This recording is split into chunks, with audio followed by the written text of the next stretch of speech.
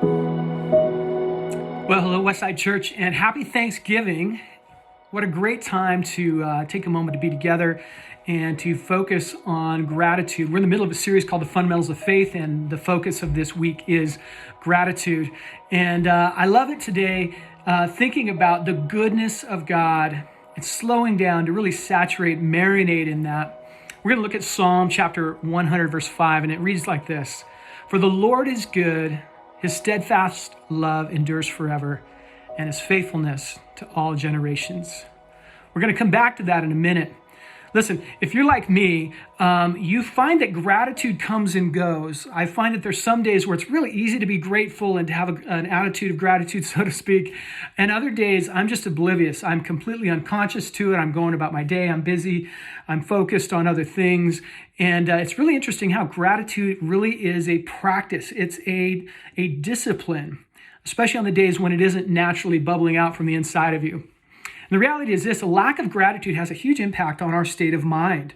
When we aren't feeling grateful about the things around us, when we're not taking time to slow down and notice the goodness of God around us, our state of mind shifts, and it can shift to places of anxiety or stress, to doubt, to even hopelessness. And some of these things that we've all felt in our lives, but it really can shift our state of mind. And the problem is this: out of our state of mind comes the stories we begin to tell ourselves, the inner dialogue that may or may not be accurate or true about who God is, what he's doing, about what's going on in our own lives, but it's more tied to our feelings and our state of mind at any given moment.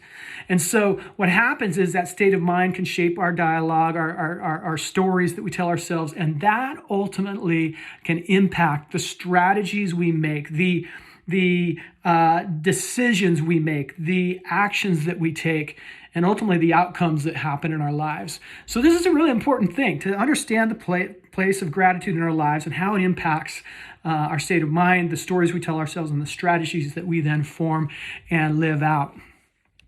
Again, I want to read Psalm 100, verse 5. "For the Lord is good, his steadfast love endures forever, and his faithfulness to all generations."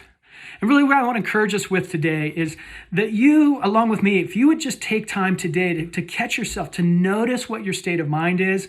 Have you lost a little bit of touch with the goodness of God, his faithfulness, the fact that he loves you no matter what, the fact that his faithfulness never changes. He never will leave or forsake you, and that he's good. He's good. He cares about you and has your best interests in mind. When you feel like that's fleeting or you've lost sight of that, would you once again catch yourself? Notice the frame of mind that you're in and begin to reset it. Begin to tell yourself stories of truth about who God is. That he is good, he is faithful, he does love you, that he's in control, even in the midst of these crazy times that we're in.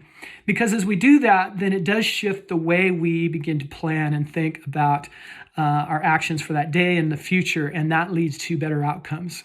So as we talk about gratitude this week, and even today, Thanksgiving, as you think about things you're grateful for, would you allow those to reshape your state of mind and the inner dialogue, the stories you tell? May they better reflect who God actually is, not just how we feel based on circumstances, because out of that, we will make better plans. We will see God's work, his hand in our life, able to move more freely because we're leaning into things that are more accurate and true about who he is, and ultimately allow him to work and move in our lives with greater strength and greater power.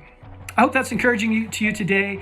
Again, what a great day to be thankful for the amazing things that God's doing in us, in our world, in the midst of tough times.